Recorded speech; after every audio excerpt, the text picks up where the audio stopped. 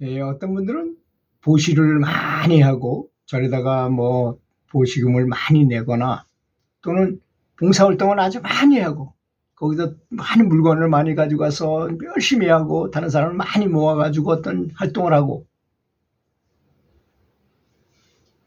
돈을 많이 내가지고 남을 많이 돕는다 해도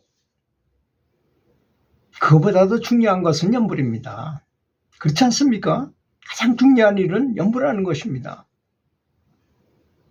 밖의 상황에만 항상 마음 쓰고 마음이 밖으로만 나가 있으면 언제 연불해가지고 도를 깨닫겠습니까? 그렇지 않습니까? 이 체력 트레이닝, 근력 트레이닝, 근력을 강하게 하기 위해서 트레이닝의 원리가 있어요. 6가지 원리가 있는데 첫 번째 나오는 게 뭐냐면 과부하의 원리라는 것입니다. 부하를 좀 강하게 하는 걸 부하라 그러잖아요. 과하게 부하를 자극을 줘야 된다. 예를 들어서 5kg 들던 사람이 매일 5kg로만 일주일 동안 연습하면 그 다음에는 6kg로 올리고 그 다음 주에는 8kg로 올리고 그 다음 주에는 10kg로 올리고 이래야만 효과가 있는 거지 매일 5kg만 가지고 100년을 해도 그거는 그 수준을 더 넘지 못해요. 과하게 해라 이거야. 점점 더 과하게 해라. 두 번째 원리는 점진성의 원리입니다. 아까 비슷한 얘기죠. 점점 더 높여서 해라. 계단을 올라가는데 5분에 올라갔다면 그 다음에는 4분 50초에 올라가도록 노력하고 다음 주에는 4분 30초에 올라가도록 더 빨리 움직이고 이런 걸 점진성의 원리라고 말합니다. 그렇지 않습니까? 또 전면성의 법칙이라는 것도 있어요. 전면적으로 체력을 해야지 다리 운동만 한다든지 팔 운동만 하면 되겠어요. 그렇잖아요. 복근 운동도 하고 뭐 등배 운동도 하고 여러 가지 근력을 해야 되잖아요. 그런 걸 말하는 것이고 또 개별성의 원리라는 것도 있습니다. 사람마다 다 특성이 틀려요. 자, 그렇다면 연불은 어떻습니까? 다 연불도 그렇겠죠. 연불이 늘 하던 내가 하루에 30분만 했다. 그럼 다음 날은 40분에 하는 것입니다. 그렇잖아요? 그게 어렵게 생각하면 어렵지만 쉽다고 생각하면 또 쉽습니다. 처음에는 1분만 딱 연불했어. 그 다음엔 5분 딱 연불했어. 5분이 잘 돼. 5분이 잘 돼. 그래서 10분으로 늘렸어. 10분도 잘 돼. 그럼 또 30분으로 늘리고 이렇게 하면 되는 것입니다.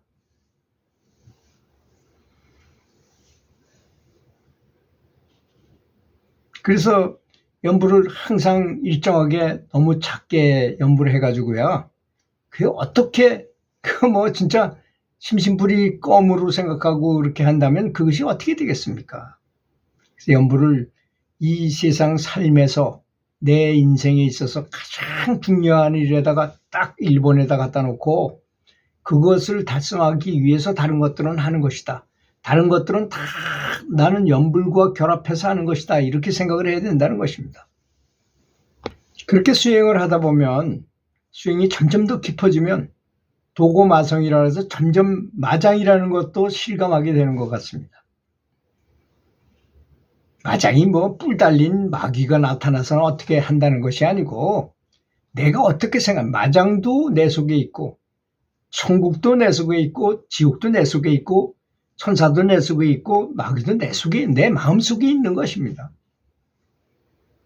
그래서 그분들이 긍정하려는지 모르지만 저는 이렇게 영안이 열린 사람을 많이 개발시켜가지고 본 적이 있었기 때문에 이 사람이 마음을 부정적으로 생각하잖아요. 누구를 미워한다든지 화가 난다든지 좋지 않은 생각을 할 땐 시커먼 연기 같은 호르몬이 분비돼 가지고 뇌를 잠식하고 전신으로 퍼져나가서 그것이 결국은 암도 만들고 병도 만들고 인생이 잘 못 살게 되는 근본적인 원인이 된다고 제가 말씀을 드렸잖아요. 그래서 성경에 보다 보니까 흑암의 세력이란 말이 있더라고요. 흑암의 세력이 바로 그런 걸 말하는구나. 아주 간단하게 알아듣잖아요. 볼 수 있기 때문에 그런 것입니다. 그런 것은. 근데 마장이라는 것이 바로 그런 것입니다. 시커먼 연기 같은 거. 한마디로 말하면 부정적인 생각이에요. 남을 미워하고 화를 잘 내고 시기 질투하고 불안하고 공포 초조 이런 마음을 말하는 것입니다. 너무나 간단해요. 사실 따지고 보면 간단 명료하게 생각하는 게 좋습니다. 뭐든지 간에. 그렇지 않습니까? 그리고 어떤 대학 교수가 아주 완벽하게 그것을 이해하는 분이 설명할 때는 너무나 쉽게 설명합니다. 아인슈타인이 그랬대잖아요. 아인슈타인이 사람들이 상대성 원리를 물어보니까 상대성 원리는 간단하다. 너 저 호수가 있는데 저쪽에 한 사람이 있고 내가 여기 있다. 저쪽에서 오리가 이쪽으로 오고 있어. 그러면 저쪽 사람이 볼 때는 어떤 것이냐? 저쪽 사람이 볼 때는 자기한테서 멀어져 가잖아요. 오리는 똑같은 건데, 오리는 똑같은 거잖아요. 지금 보고 있는 오리는 현재 존재하는 건 똑같은데도 불구하고 저 사람의 입장에서 보면 오리가 자기한테 점점 멀어져 가는 것이고, 내가 볼 때는 어떻습니까?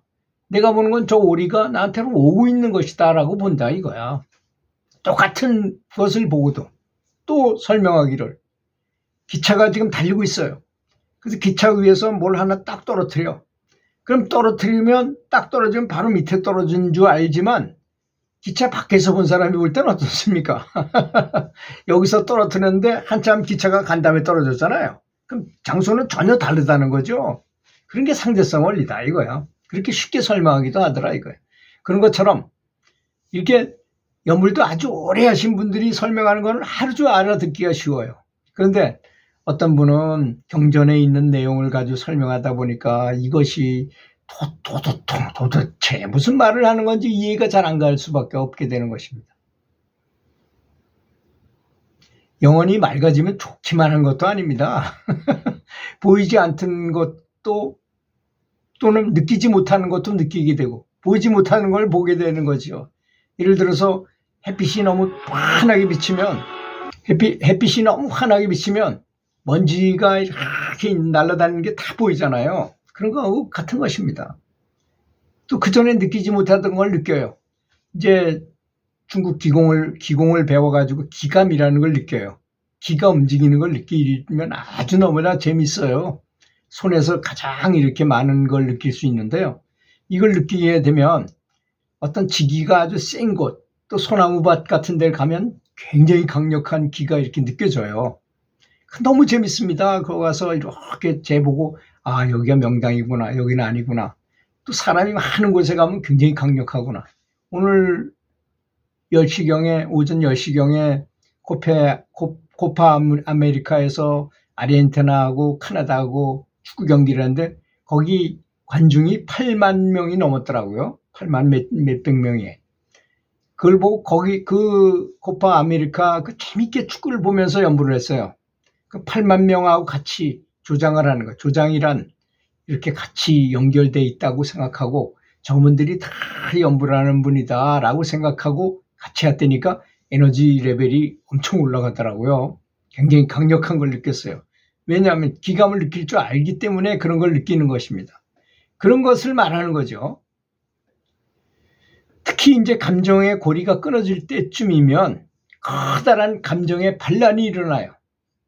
아주 커다란 반란이 그냥 슬퍼지고 괜히 사람이 미워지기도 하고 괜히 너무 기뻐지기도 하고 별하별 이렇게 어떤 반란 같은 괴로움을 느끼게 됩니다. 아주 정말 치열한 감정의 반란을 느끼게 돼요. 그것의 모습은 잡스럽고 지저분하기도 하고 삐지기도 잘하고 이유 없이 울거나 이유 없이 웃기도 하고 그런 것입니다. 감정의 큰 고리를 벗어버리고자 할 때 나타나는 이런 현상을 마음에 두지 말아야 합니다. 계속적인 깨어있음으로 마음에 그냥 그런 반응이 일어나고 있구나. 그냥 무심히 바라보면 되는 것입니다. 아무리 3D 영화를 보면 누가 땅 치면 나한테 정말 주먹으로 치는 것 같지만 그게 정말 치는 건가요? 그냥 환상 속에 있는 것일 뿐입니다. 마음은 아무런 능력이 없어요. 에고가 아무리 어떤 반란을 일으키고 난리 쳐봐야 영화 속의 한 장면이에요. 보기 싫으면 눈 감으면 그만이에요. 안 보여. 이렇게 생각하라는 것입니다. 매사를 그렇게 하면 극복이 된다는 것이죠. 그래서 큰 깨우침을 얻게 되면 정말 지극한 행복을 느끼게 될 것이라고 믿습니다. 들어주셔서 감사합니다.